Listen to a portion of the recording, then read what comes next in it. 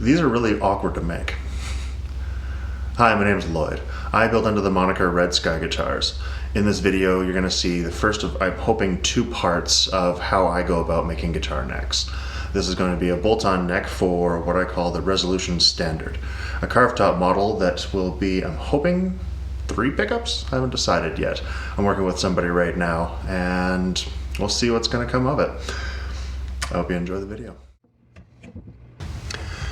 For this series of videos, I'm going to try and do it all in one long run. It's probably going to have a lot of mistakes. This neck blank I was using was a little bit too short, so I had to actually add on a piece. Usually I scarf joint my headstocks anyway, but this is actually a separate piece of maple that I'm going to cut out with a hacksaw and just clamp it down with a couple of clamps. Measuring out a 10-degree angle with pretty much just standard stuff you can get at any store, really. I mean any store. And then I'm going to veneer out the headstock so that it matches up a little bit nicer with the top. And also the headstock is going to be a little bit thin for my usual design, as you can see in the image right there. Here I just mark out an arbitrary spot to start my cut, and then I will use a protractor to measure out 10 degrees. For some strange reason I'm going to show you that I'm using a protractor.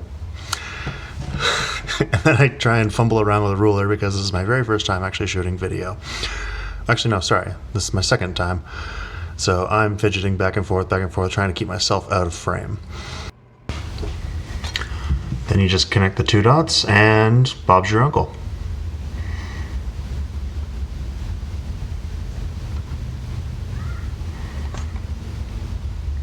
Look at that angle. Isn't it nice? Then I just clamp down my neck blank, excuse me, and start cutting away. Surprisingly, a hacksaw is very much so the tool to use for this. You try using a chop saw and it doesn't have quite the angle to get on it. A bandsaw, once again, will be beautiful, but unfortunately I don't have the screw it, I'll just say it, I don't have the funds to get a bandsaw right now. And this is honestly how I've done every single neck up until this one including. Really just cut along the line nice and straight. Fast forwarding, nice and easy. The design method that I use for most of my guitars is pretty simplistic. I pretty much take every idea that I've ever had and try and cram them all into one guitar, and then I build from there. My very first guitar was a multi-scale 24 3/4 to 25 1/2, a couple of humbuckers and a really elaborate wiring scheme. Ooh, look at that, I cut through it, making it another doorstop. Then usually what I would do is use the super glue and masking tape trick to glue the headstock extension to the face, but I don't have one. But I still will be using a hand plane because there's no point in wasting sandpaper to take off the high spots when I can take it down at least with sharpened tools. Pretty good right off the bat, but obviously you can see that there's still light coming in from underneath the ruler. Might as well get on that sander again, which I got a brand new piece of sandpaper on there, which is all the more reason to use the hand tools first. You'll see that the sawdust is blowing around like you wouldn't believe because I don't have any dust collection. And this is when I realized I don't have my dust mask. So, throw it on and away we go again. I think around here is where I realized that I actually have my safety glasses as well in the way, so actually my glasses are fogging up like you wouldn't believe. You just keep even pressure, keeping the neck as flat as possible. Fortunately, these things are pretty easy to set up so you can keep a 90-degree angle. You just want to sand that face as flat as possible.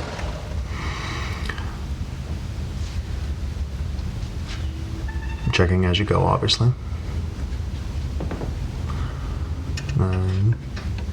I try to show you for some reason.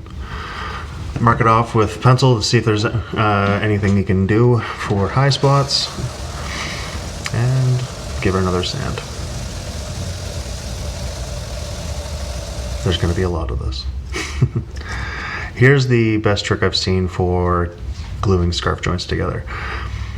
You figure out where your scarf joint is actually going to line up exactly. With this, it's a little bit different because it's a separate piece, so I actually do have a 90-degree line right off the bat to line up with.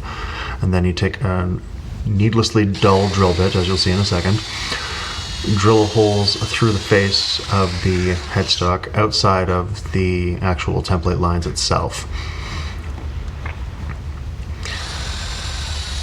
that smoke. Then drive some dowels through, snap them off, push a little bit too hard, snap it early, realize it worked anyway, and then glue as needed. And then you'll have those pins to hold everything in place so it doesn't slide around on you as much. Anybody who's tried to glue a scarf joint without anything in between knows this struggle, to say the very least.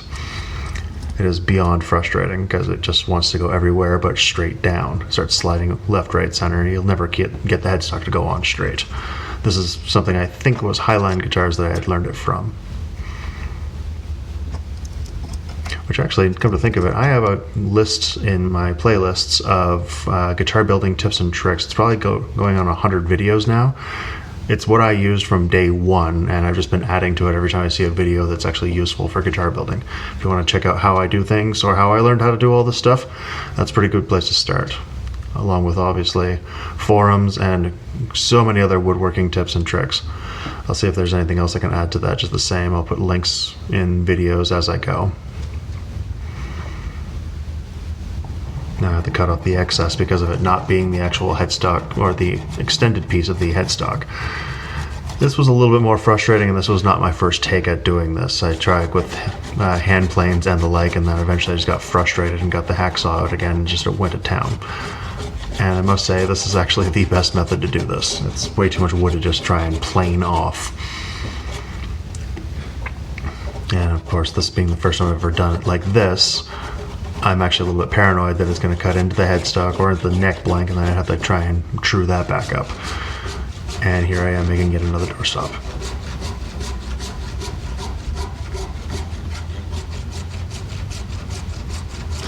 Oh, swinging a miss. I couldn't hold on to it.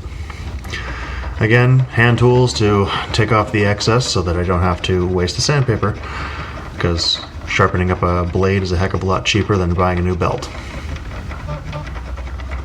Crying out loud, my phone keeps giving me notifications, so I'm betting you're hearing the buzzing as I'm going with this.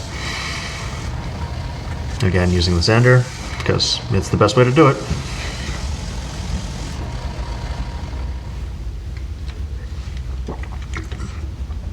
And here is how I lay out my frets in the first place. This is one of two ways I now use. This is from, I believe the website is Fret Find 2D, or that might just be the extension on the website, one way or another. If you type in Fret Find 2D, you'll come up with this site, which has been pivotal in pretty much all my guitar making. You put in whatever parameters you want, and it gives you a full layout that you can download in many different formats, from, well, A4 paper to one piece to PDFs if you want to mess with it on your computer fully.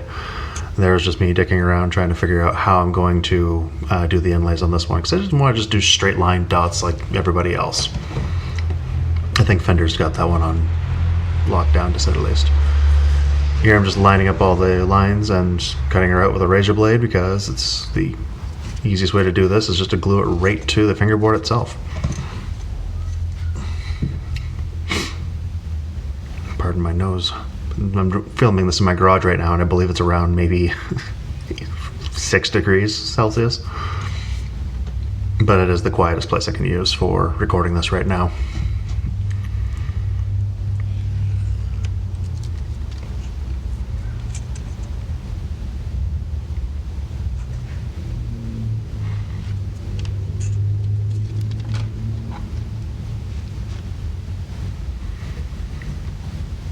Here I'm just finding the center point where I want to actually lay this out. Just one of the joys of using this template method is it gives you a little bit of an easier time laying everything out. You don't have to necessarily follow the center of the board itself. I'm just doing it this way because it's just a little bit easier to lay everything out. But otherwise, yeah, if you like the grain a certain direction, or if the grain isn't straight on the piece that you're using this method, you can actually just lay it out wherever you want. This is just the 3M spray adhesive. I believe this was suggested by, gracious, I don't even remember. It's been years since I figured out where to use this stuff versus like anything else. And actually, oddly enough, I didn't get this at a hardware store. I got this at like an office supply shop, like Staples and the like. And I've had that can for 3 years now, so it shows how little you're going to use it. And you just push everything down and make sure it stays on nice and flush. And then you gotta let it cure, because otherwise you go to cut it and it's gonna slide right off. So I hate waiting for glue to dry, so I work on how I design my guitars. Oh no, sorry. I work on guitar designs. This is something that I've been kind of daydreaming about since pretty much I started playing guitar. It's a combination of 3 or 4 different models, giving me an overall feel of everything that I've ever wanted with a guitar. Here I just use masking tape as a depth stop, making sure I don't accidentally cut the fingerboard right in half, because that would be absolutely embarrassing, wouldn't it?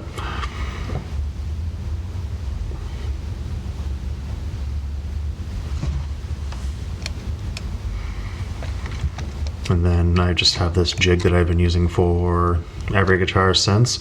Just a couple of toggle clamps and a fence to put the board up against, and an opening for the saw blade to actually go between. It works for, originally I used this design for multi-scale, but I've recently adopted it also for doing straight scales as well. And yeah, I just use my thumb as a guide. You can see that there's a hole next to the saw blade itself.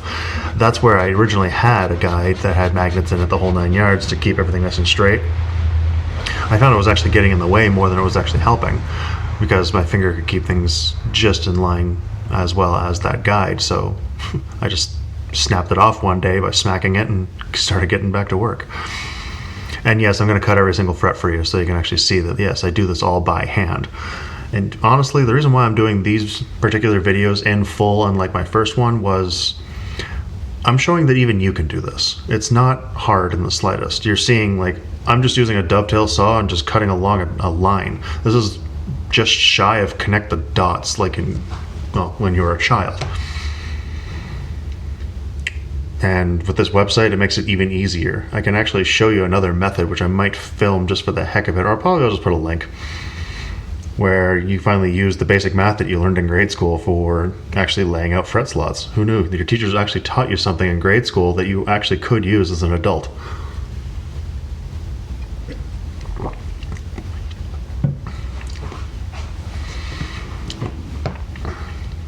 I also noticed that I edited these out of order.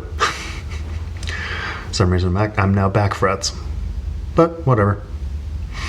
Seeing every different angle so you can see that, like, yeah, all I do is just measure the tape on the saw, the actual measuring on the fingerboard itself. That's all done for me. And like I said, you can calculate any scale length you want. You want to do a 30-inch scale, you want to do a 50-inch scale, you want to do a regular Fender, Gibson, multi-scales, go for it. It'll calculate it. You might not be able to make a guitar neck that long, but it will calculate it out for you, including actually widths, which is really fun. And here, this is how I lay out truss rods. I tried it once with the actual router table and a fence, and I found that it just wanted to jump around on me a little bit more. I find myself less and less using my router table, except for using around templates. But otherwise, this is just a 1/4 inch downcut bit and the fence that came with the router, and I found that this worked 100%. You just mark the center line, and rip out a line with the router bit. That sounded horrible, but I'm leaving it in. I don't care.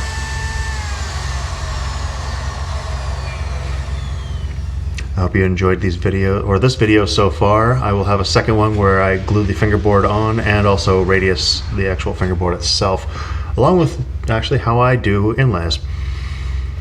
I'm hoping you're actually watching this right to this point where I'm telling you you should also watch the previous video and like and subscribe all this stuff. Share it with your friends, share it with your family, share it with your dog. Everybody should watch these videos. Have a good day.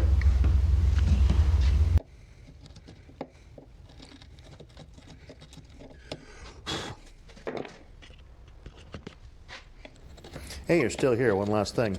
Leave a comment at the bottom if you think there's anything I should be doing differently with these videos. I find that I'm just kind of flying by the seat of my pants here, so if you have any better ideas, by all means, suggest away. And again, share with your friends.